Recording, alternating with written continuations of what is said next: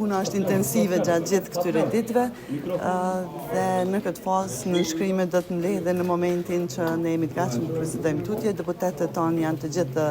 pranishëm edhe nuk do të jetë problem mbledhja e nënshkrimeve, por unë shpresoj që do të arrijmë një konsensus edhe të gjithë deputetët do të kryejnë obligimin e tyre, do të qëndrojnë soll edhe do të shmangim edhe një palë zgjedhje të reja. Se ky takim zonë Nagaci serish me zonë Abdigjiku, po të synoni që të arrini ndonjë marrëveshje me LDK-n apo pse?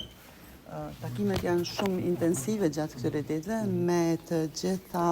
palët, dhe me thonë natyrisht, zoti Abdigjiku është kryetari një partije që ka 15 deputet në kuvend, andaj diskutimet janë të vazhdueshme me të gjitha palët të cilët do të mund të kontribuonin që të shmangin zgjedhjet. Jeni të hapur për kompromise në këtë rast për zgjedhjen e presidentit të ri? Për shkak që Abdigjiku tha dje që është vështirë të arrihet një kompromis me qendrimet e Kurtit. Nuk e kam dëgjuar këtë deklarat, mendoj që është gabim nëse është dhënë një deklarat e tillë, sepse kryeministri Kurti, kryetari i lëvizjes, po bën gjithë çka është në kompetencat dhe përgjegjësitë e tij, që të kemi presidenten brenda afatit kushtetues dhe që të shmangen edhe një palë zgjedhje të cilat nuk janë në interesën e të mirën e vendit. Kryeministri Kurti tha se me numrin e deputetëve që kanë mundën me ndjen nga 30 nënshkrime për 2 kandidatë. 30 nënshkrime prej tyre a janë edhe për Vjosa Osmani?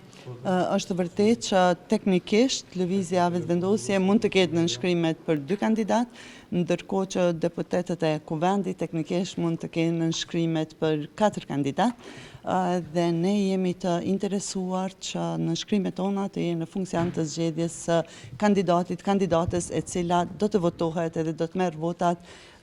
gjithsesi do të siguroj pjesëmarrjen e më shumë se 80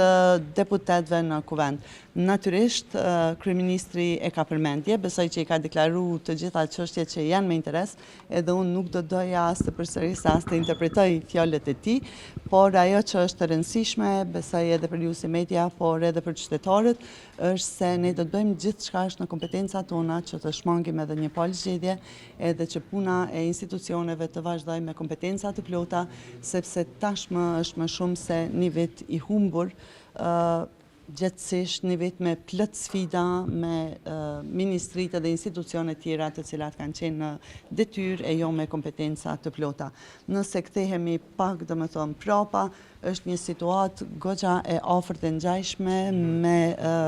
mos konstituimin e kuvendit për muaj të tërë, e cila në fund na solli prap në të njëjtën situatë, dhe unë besoj që ky ka qenë një mësim për të gjithë deputetët, për të gjithë ne, pra që të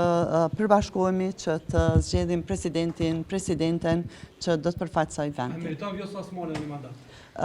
E kam thënë edhe në një intervistë, natyrisht se sistemi jonë kushtetues është i tillë që nuk ka të bëjë me vlerësim të performancës, por ka të bëjë me votat e deputetëve. Duhet të jemi të sigurt që ne kemi 80 vota në kuti, e dini që votimi është i fshet, e dini situatën se si qëndron edhe deklarimet të disa deputetëve, natyrisht mendimet personale janë të rëndësishme, të vlefshme, unë i kam thënë publikisht ato, ndërkohë që aktualisht ne kemi deklaratat të partisë që ka 22 deputet që nuk do të mbështesin një kandidat të caktuar. Ne kemi pas një bashkëpunim të cilin e kemi vlerësuar, jemi munduar në funksion të përgjegjësive tona të japim maksimumin edhe besoj që kemi bërë një punë të mirë, por tani jemi në një moment që duhet të kemi 80 vota minimumi në kuti. E fundit që në negocia, a pranoni që të emëra kandidatin për president, sepse Bedi Hamza ka thënë që duhet ata ta propozojnë. Tani kështu, unë e kuptoj edhe interesimin e juaj, e kuptoj edhe interesimin e qytetarëve, por kërkoj pak mirë kuptim në këtë kohë të negociatave edhe të diskutimeve për të gjetur një zgjidhje.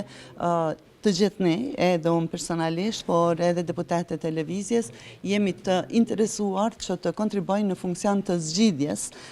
e jo të lakimit të emrave të përveçëm, të cilët vetë se mund të vështirësojnë negociatat. Unë besoj shumë që kryeministri Kurti nuk do të ndalë angazhimin e tij në përmbushje të synimit që vendit i ofrojmë presidenten brenda afatit kushtetues.